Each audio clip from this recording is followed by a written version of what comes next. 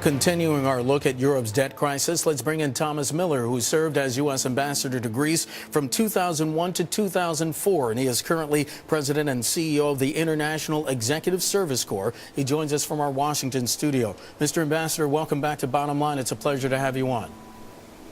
It's a pleasure to be here. Thanks, Mark. Sir, the debt deal announced in Brussels, it does have three key components: a reduction in Greece's debts, strengthening Europe's banks, and reinforcing the European bailout fund. But as you know, the devil's in the details. Will that plan be enough to address the structural reforms that many European officials say are needed to prevent the debt crisis from pushing the continent and much of the developed world back into recession? I think this is a very good start, and I think some of your earlier people who were just on said it well. I mean, this is some very good news, but the devil is in the details. The structural reforms in Greece and elsewhere, and I know the focus is now very much on Italy, this is going to take years. This is not something that's going to be done overnight, and you've got to have these structural reforms if you're ever going to really, to seriously attack the problems that led to this debt crisis in the first place. Private creditors like banks, they're going to be asked to accept 50% losses on the Greek bonds they hold. Will the creditors agree to that much? Well, again, you got to ask the creditors. The negotiations were done by an individual company that represents the major banks. But the banks still have to sign on the bottom, on the dotted line.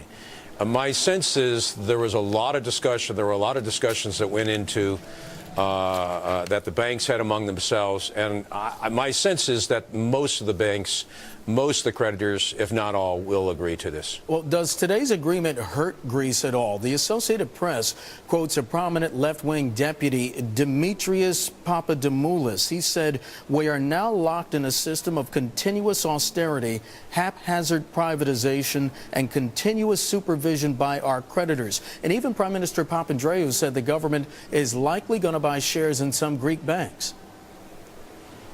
Well, again, I think the question that I would ask in Greece is, what were the options? There were no good options, and I would say that this was probably the least bad option. If someone's looking for a deal where they don't have to deal with creditors, then Greece would be off on its own. It would be left to its own devices, and it wouldn't have any outside help. And without outside help, I don't know what the answer would be. This is why they went down this painful path. But I think this is good news for Greece. Mr. Ambassador, banks in Italy and Spain, they're facing huge capital shortfalls. Will the increased size of the European Financial Stability Fund, the EFSF, will that be enough to lower the borrowing costs for their governments? Because in theory, the stronger bailout fund means Italy and Spain's bonds would be more attractive investments. Right. And that's what the purpose of coming up with this €1 trillion fund is all about.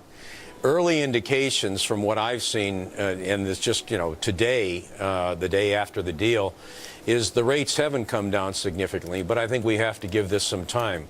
This is all about confidence. It's about economics, but at its core, it's really about confidence. And it's the question for investors is, do they have confidence in buying bonds in these countries? And if they do, rates will come down. If they don't, then rates will stay very, very high.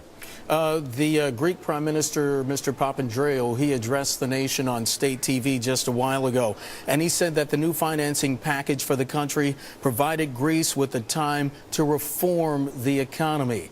When he says the time, how much time is needed? And I say that in facing the specter of the two largest economies, Germany and France, once again having to take the lead to try to pull Greece away from the precipice.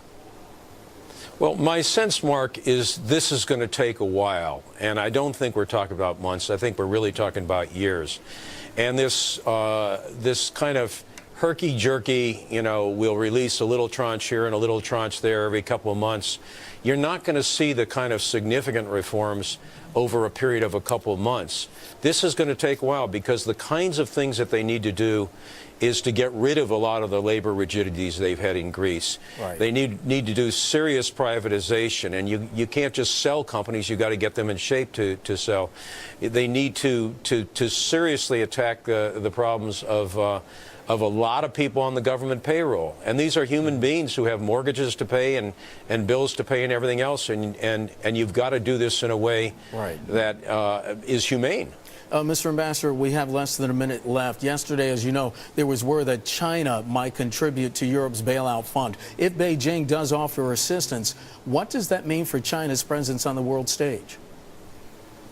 Well, I think China's presence on the world stage is already quite significant. Just before coming on, Mark, I saw a comment by a Chinese official that was quite positive about China offering some assistance, but with a couple of conditions. They want to make sure their investments protected.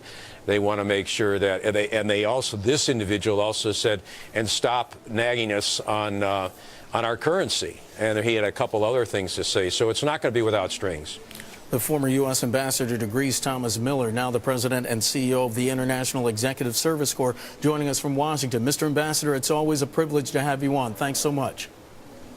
Thank you, Mark.